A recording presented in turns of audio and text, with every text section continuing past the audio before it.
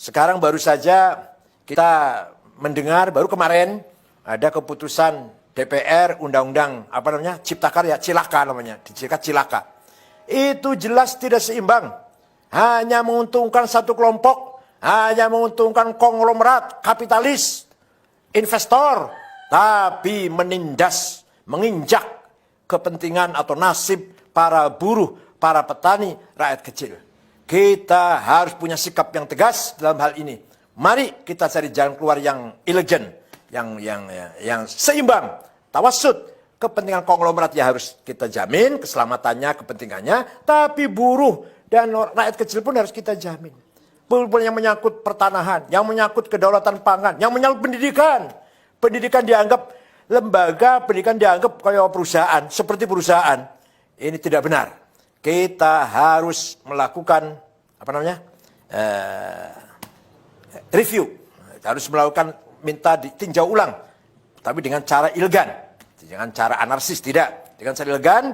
Kita harus bersuara demi warga NU, demi wasatiyah, al-istimaiyah, moderasi dalam membangun masyarakat yang moderat. Tidak boleh mengorbankan rakyat kecil. Undang-Undang Dasar 45 yang masih jauh panggang dari api, apa istilahnya gitu ya, jauh panggang dari api, yang masih jauh dari implementasi. Undang-Undang Dasar 45 nomor 33 itu hanya tulisan di atas kertas. Hanya tulisan hitam di atas kertas putih itu. Dicetak berulang-ulang, disebarkan jutaan lembar, jutaan sampler, tapi tidak pernah diimplementasikan. Bahwa kekayaan Indonesia ini kan alam ini untuk seluruh rakyat Indonesia. Apa itu sudah terimplementasi?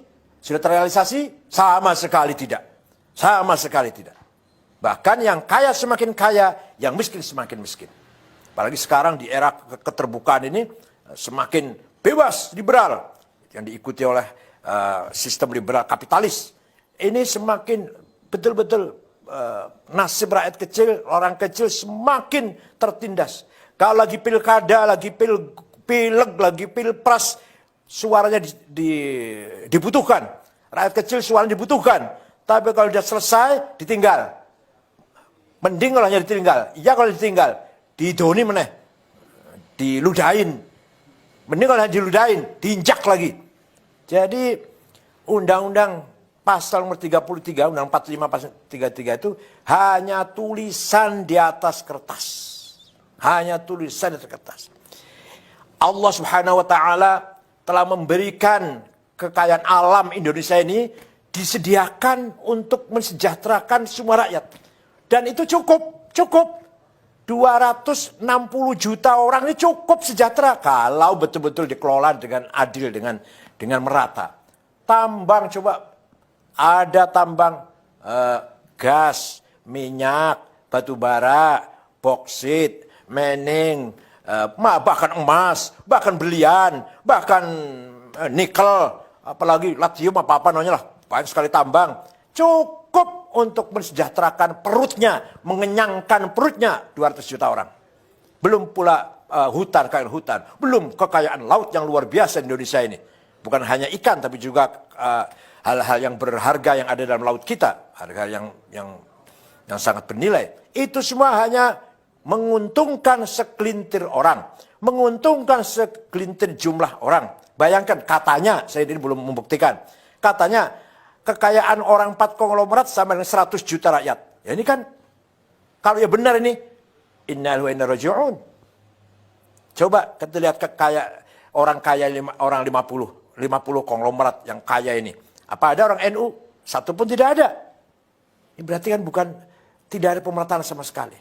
Ada, saya juga sering ngomong ini, sudah saya bosan sama ngomong ini. Ada pengusaha yang menguasai 5 juta hektar. Tapi warga NU di desa 1 meter aja, 1 jengkal aja nggak punya. Para petani kita. Ini jelas sekali tidak membangun keseimbangan. Saya tidak anti konglomerat. Tapi konglomerat harus melakukan reformasi cara berpikir. Harus menjadikan kelas menengah dijadikan mitra. Bukan dijadikan bawahannya. Kelas menengah harus menganggap mitra bagi kelas kecil. Kelas kecil harus merangkul buruh tani, rakyat kecil. Fuqara wal masakin, syagholin, ummal, buruh kecil. Itu harus selalu bergandengan tangan. Tidak boleh konglomerat menganggap kelas menengah itu bawahannya atau sapi perahannya. Kelas menengah menganggap kelas kecil perak sapi perahannya, bawahannya, dan kelas kecil jauh dari fuqara wal masakin, tidak boleh. Oleh karena itu sekali lagi saya mengharapkan NU nanti bersikap menyikapi undang-undang yang baru saja diketok kemarin ini dengan kritik, dengan sikap kritis, tapi elegan. Tidak boleh menggunakan cara-cara anarkis. Tidak